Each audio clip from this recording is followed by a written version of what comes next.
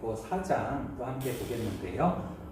4장을 통해서 여러분들이 이제 제자들의 이 능력의 원천이 무엇인가를 좀 함께 살펴보시면 되는데, 특별히 이제 먼저 좀 볼 구절은요, 11절에 이 예수는 너희 건축자들의 버린 돌로서 집 모퉁이에 머릿돌이 되었다라고 말씀하고 있습니다.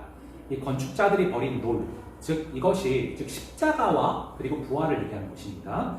십자가를 통해서 결국에는 버린 돌처럼 되었지만 이것이 결국 부활을 통해서 이후에 부활의 첫 열매가 되시고 또 하늘나라가 또 이렇게 세워진, 하나님의 나라가 세워진 데 있어서 이 머릿돌이 되었다라고 11절이 십자가와 부활을 말하고 있는 것이고요. 12절에 보시면은 다른 이로서는 구원을 받을 수 없나니 천하 사람 중에 구원을 받을 만한 다른 이름을 우리에게 주신 일이 없음이라 하였더라.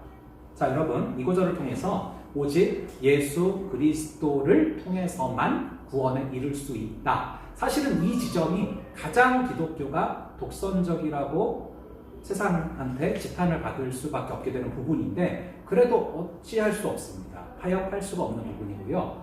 물론 이제 여러 가지 이유가 있어서 그렇지만 이 기독교에 대한 어떤 호감도 조사가 오늘 나왔더라고요. 타 종교와 비교해 봤을 때 현저하게 떨어져 있어요. 25%. 딴 종교가 뭐 천주교나 불교나 60몇 프로까지 가는데 정말 코로나가 치면서 현저하게 줄어들었거든요. 그래서 여러분들 이제 흔히 저희 동기분들만 그런 얘기 많이 하는데, 영광은 끝났고 이제 십자가 지러 가는 길밖에 진짜 안 남았다. 목회자들뿐만이 아닐 거예요. 여러분 성도분들도 세상 속에서 크리스찬으로 살아간다는 게 정말 쉽지 않은 세월이 점점 다가오고 있고, 믿음을 지켜나가는 게 참 쉽지 않을 것입니다. 하지만 주님께서 분명히 힘을 주시게 하시는데요. 그렇게 되는 여러 이유 중에 하나가 예수 그리스도의 이름으로 말고는 구원을 받을 수가 없다 라고 우리는 말하는 지점이 있기 때문에, 그래서 천국과 지옥이 있다라고 말을 할 수밖에 없기 때문에 그 지점이 있는 것인데요. 이제 제가 종종 그 얘기하잖아요. 이제 천주교가 이미지가 참 좋아요. 그런 것들 아주 잘하는 배울 부분도 있는데, 근데 이제 천주교는 기본적으로 그런 얘기를 한단 말이에요. 김수환 추기경 같은 경우도 이렇게 진리로 올라가는 길은 다양하게 있습니다. 산 정상에서 다양한 길을 통해서 만나는 것이죠 이러면서, 불교도 이슬람도 결국 정상에서 만납니다. 진리는 다 통하죠. 이러니까 좋아하는 거예요, 사람들이 사회적으로. 근데 기독교는 그거랑 결이 다를 수밖에 없다. 그것이 이제 저희가 나오는 다른 이로서는 구원을 받을 수 없나니 천하 사람 중에 구원을 받을 만한 다른 이름을 우리에게 주신 일이 없다라고 명확히 말씀하고 있는 부분이고요. 그거랑 같은 맥락에서 저희가 29절을 보시면 이런 구절이 있어요. 주여 이제도 그들의 위협함을 굽어보시옵고 또 종들로 하여금 담대히 하나님의 말씀을 전하게 하여 주시오며. 여기서 알 수 있는 것이 제자들은요, 고난이 없기를 기도를 하지 않아요. 고난이 없기를 기도하는 게 아니라 고난은 당연히 있다고 전제를 해요. 그런데 고난 속에서도 복음을 담대히 전하게 하여 달라고 그렇게 기도를 하고 있습니다. 그래서 이제 그들의 위협함을 굽어보시옵고 이제 살펴보시옵고, 그래서 이제 살펴달라는 거죠. 고난이 없기를 기도하는 게 아니라 고난이 당연히 있다는 거예요. 여러분들이 복음을 전하면서 살아갈 때, 복음을 증거하며 살아갈 때 고난이 당연히 있다. 그게 없지 않다.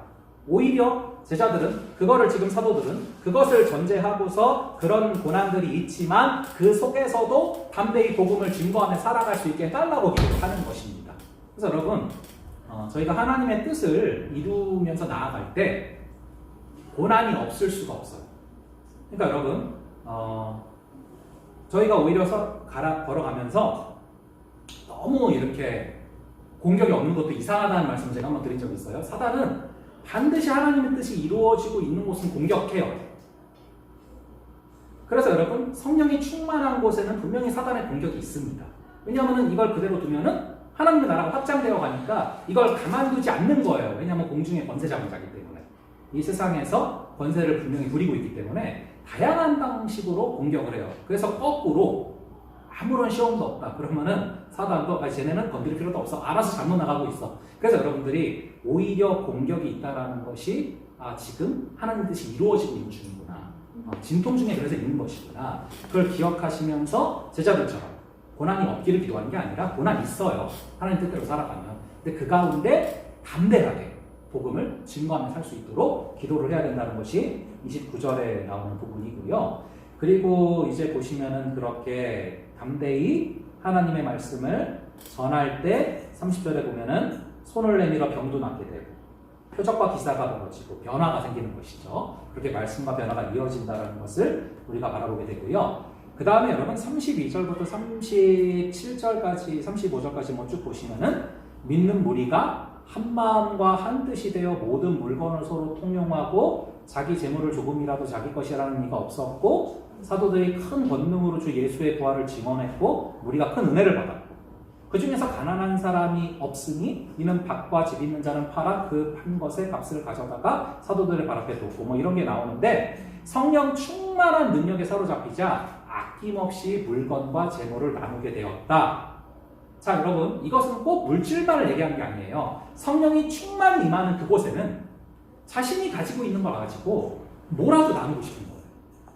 우리가 갖고 있는 많은 은사들이 있잖아요. 뭐 물질, 재능, 건강, 기회 다양한 것들. 그걸 통해서 정말 성령 충만한 공동체는 이거를 상대방의 안타까움을 정말 안타까워하면서 이걸 나누고 싶어 하는 거예요. 그래서 여러분들이 이걸 보면서 나는 나에게 주신 어떤 그 은사들 나에게 더 주신 게 있을 때 그걸 정말 아낌없이 나누고 있는가? 그것이 어찌 보면은 성령 충만한 사람의 성령 충만한 공동체의 모습으로 나타나는 표현 중에 하나다. 그런 부분들을 여러분들이 기억하시면서 보시면 좋을 것 같아요. 그래서 저희가 4장 또 함께 보고 5장으로 갈게요. 제 4장 사도들이 백성에게 말할 때 제사장들과 성전 맡은 자와 사두개인들이 이르러 예수 안에 죽은 자의 부활이 있다고 백성을 가르치고 전함을 싫어하여 그들을 잡음에 날이 이미 저물었으므로 이튿날까지 가두었으나 말씀을 들은 사람 중에 믿는 자가 많으니 남자의 수가 약 5천이나 되었더라. 이튿날 관리들과 장로들과 서기관들이 예루살렘에 모였는데 대제사장 안나스와 가야바와 요한과 알렉산더와 및 대제사장의 문중이 다 참여하여 사도들을 가운데 세우고 묻되 너희가 무슨 권세와 누구의 이름으로 이 일을 행하였느냐? 이에 베드로가 성령이 충만하여 이르되 백성의 관리들과 장로들아, 만일 병자에게 행한 착한 일에 대하여 이 사람이 어떻게 구원을 받았느냐고 오늘 우리에게 질문한다면 너희와 모든 이스라엘 백성들은 알라. 너희가 십자가에 못 박고 하나님이 죽은 자 가운데서 살리신 나사렛 예수 그리스도의 이름으로 이 사람이 건강하게 되어 너희 앞에 섰느니라. 이 예수는 너희 건축자들이 버린 돌로서 집 모퉁이의 머릿돌이 되었느니라. 다른 이로서는 구원을 받을 수 없나니 천하 사람 중에 구원을 받을 만한 다른 이름을 우리에게 주신 일이 없음이라. 그들이 베드로와 요한이 담대하게 말함을 보고 그들을 본래 학문 없는 범인으로 알았다가 이상히 여기며 또 전에 예수와 함께 있던 줄도 알고 또 병 나은 사람이 그들과 함께 서 있는 것을 보고 비난할 말이 없는지라 명하여 공회에서 나가라 하고 서로 의논하여 이르되 이 사람들을 어떻게 할까? 그들로 말미암아 유명한 표적 나타난 것이 예루살렘에 사는 모든 사람에게 알려졌으니 우리도 부인할 수 없는지라. 이것이 민간에 더 퍼지지 못하게 그들을 위협하여 이후에는 이 이름으로 아무에게도 말하지 말게 하자 하고 그들을 불러 경고하여 도무지 예수의 이름으로 말하지도 말고 가르치지도 말라 하니 베드로와 요한이 대답하여 이르되 하나님 앞에서 너희의 말을 듣는 것이 하나님의 말씀을 듣는 것보다 옳은가 판단하라. 우리는 보고 들은 것을 말하지 아니할 수 없다. 관리들이 백성들 때문에 그들을 어떻게 처벌할지 방법을 찾지 못하고 다시 위협하여 놓아주었으니 이는 모든 사람이 그 된 일을 보고 하나님께 영광을 돌림이라. 이 표적으로 병 나은 사람은 40여 세나 되었더라.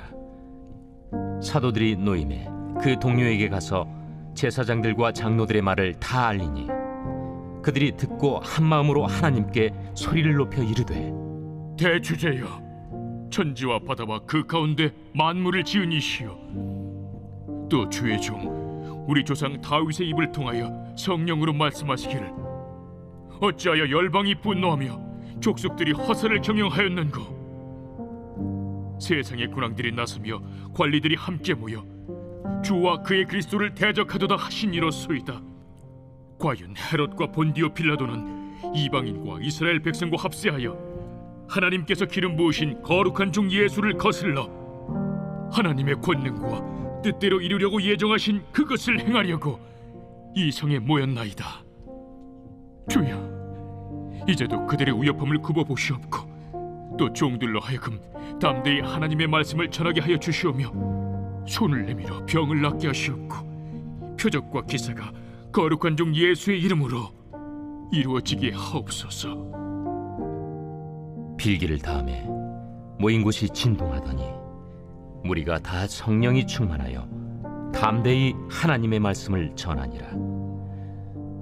믿는 무리가 한 마음과 한 뜻이 되어 모든 물건을 서로 통용하고 자기 재물을 조금이라도 자기 것이라 하는 이가 하나도 없더라.